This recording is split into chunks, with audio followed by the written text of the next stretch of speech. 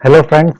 आज के वीडियो में हम बैंक निफ्टी का एनालिसिस समझने वाले हैं। शुरुआत करेंगे बैंक निफ्टी के डेली चार्ट से। डेली चार्ट में अगर हम देखें तो यहाँ से 30,405 से जो बाउंस स्टार्ट हुआ है उसको हम समझने की कोशिश करते हैं। वहां से अगर हम देखें तो यहाँ पे ए और 1 पूरा हुआ है और ये बी और 2 पूरा हुआ है, और यहाँ से सी और 3 शुरू हुआ है 31,906 से।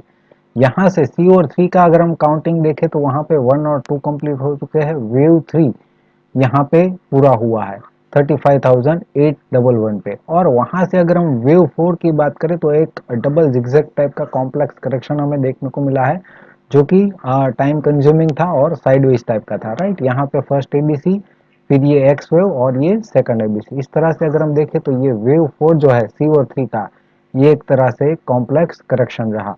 और यहाँ से अगर हम 5 देखें तो यहाँ पे ऑलरेडी 1 2 3 और ये 4 और यहाँ पे 5 पूरा हुआ है। मतलब कि अगर हम ओवरऑल देखें तो सी और 3 में जो है 1 2 3 4 यहाँ पे और यहाँ पे 5 पूरा हुआ है। और सी और 3 का अगर हम प्रोजेक्शन निकाले तो ऑलमोस्ट 161% अचीव हो चुका है। राइट, तो इस तरह से हम अगर देखें तो ये ए और 1 बी और 2 और सी और 3 यहाँ पे पूरा हो सकता है। तो ये सी और 3 जो है, यहाँ से इसका अगर हम रिट्रेसमेंट निकालें तो 23% और 38% की रेंज में इसने एक बार डिक्लाइन नहीं दिया है।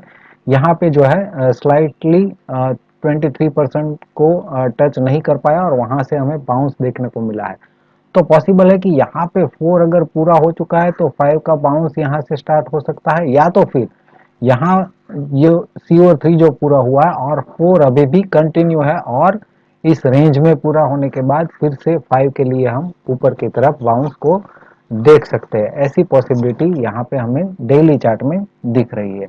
और यहाँ पे बैंक निफ्टी का डेली चार्ट अगर हम देखें तो यहाँ पे मल्टीपल वेव काउंटिंग प्रोबेबिलिटी दिखाई दे रही है। तो हो सकता है आपका काउंटिंग यहाँ से जो बाउंस है उसमें इससे थोड़ा सा अलग हो। राइट, ये यहाँ पे मल्टीपल पॉसिबिलिटी है काउंटिंग की, लेकिन मेरे हिसाब से जो मुझे मोस्ट प्रोबेबल सही लगा वो मैंने अपने हिसाब से किया है। अगर आपका काउंटिंग इस डेली चार्ट में इससे अलग है तो उसको मैं गलत नहीं बोलूंगा। राइट, आप अपने हिसाब से इस डेली चार्ट को काउंट कर सकते हैं, उसको अभी चेंज करने की जरूरत नहीं है। अभी हमारा फोकस कहाँ पे होना चाहिए, यहाँ से जो डिक्लाइन है 38,355 से, वो जो है 23% अभी भी अचीव नहीं किया है। तो यहाँ पे पॉसिबिलिटी है कि 4 पूरा हुआ है या तो फिर कंटिन्यू है।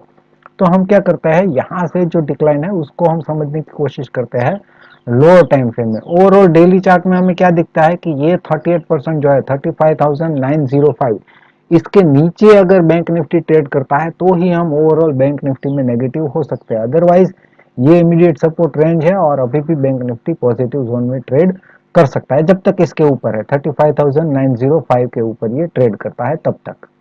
राइट, अब हम लोअर टाइम फ्रेम में जाके देखते हैं यहाँ से जो डिक्लाइन है, अगर ये जो है करेक्शन ऑलरेडी पूरा हो चुका है। स्टेप बाय स्टेप समझने की कोशिश करते हैं, मेरे साथ रहिएगा। यहाँ पे अगर ये करेक्शन ऑलरेडी पूरा हो चुका है और नया इंपल्स ऑलरेडी स्टार्ट हो चुका है, तो उस इंपल्स में ये 1 2 3 4 5 एक इंपल्स पूरा हो चुका है और ये करेक्शन। राइट, तो ये ए और 1 हो सकता है, ये अगर बी और 2 है तो यहाँ से सी और 3 स्टार्ट होना चाहिए। और अगर ऐसा है यहाँ पे करेक्शन इसका पूरा हो चुका है तो क्या हो सकता है, ये 1 और ये 2, इसका जो है रिट्रेसमेंट आ रहा है। यहाँ से जो व्यू स्टार्ट हुआ है उसका इंपल्स और करेक्शन का रिट्रेसमेंट 61% आ रहा है 37,627। अगर ऐसा है यहाँ पे करेक्शन पूरा हो चुका है तो ये 1 और इस रेंज में 2 पूरा हो सकता है और यहाँ से हमें बाउंस देखने को मिल सकता है इस रेंज में से। राइट, ये 61% है, इसके नीचे ट्रेड करता है। राइट, तो फिर ये रेंज में हमें बैंक निफ्टी देखने को मिल सकता है। और पॉसिबिलिटी क्या हो सकते हैं कि यहाँ पे जो इंपल्स था उसके बाद करेक्शन यहाँ पे नहीं पूरा हुआ है, बल्कि ये ए बी और सी इस रेंज में पूरा होगा अगर ये लेवल को ब्रेक करता है तो। और यहाँ से हमें बाउंस देखने को मिल सकता है। ओवरऑल किस तरह से हो सकता है उस केस में, यहाँ पे ये ए और 1 और ये बी और 2, फिर यहाँ से बाउंस देखने को मिल सकता है। राइट, लेकिन अगर करेक्शन यहीं पे पूरा हो चुका है तो ये 1 ये 2 और यहाँ से बाउंस देखने को मिल सकता है।